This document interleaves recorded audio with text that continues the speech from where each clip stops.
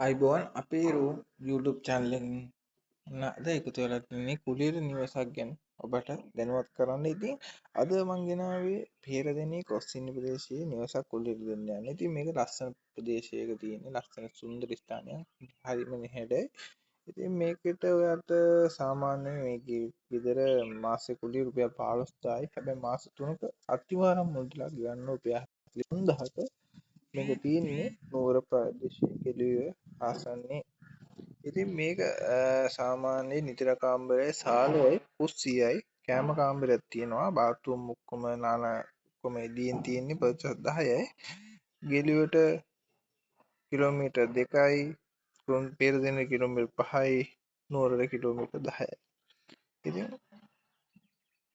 පොඩි පවුලකට ඉතින් හොඳටම ගැලපෙනවා. ඉතින් මේක ගන්නවා නම් අදම අමතන්න ඉක්මන් කරන්න.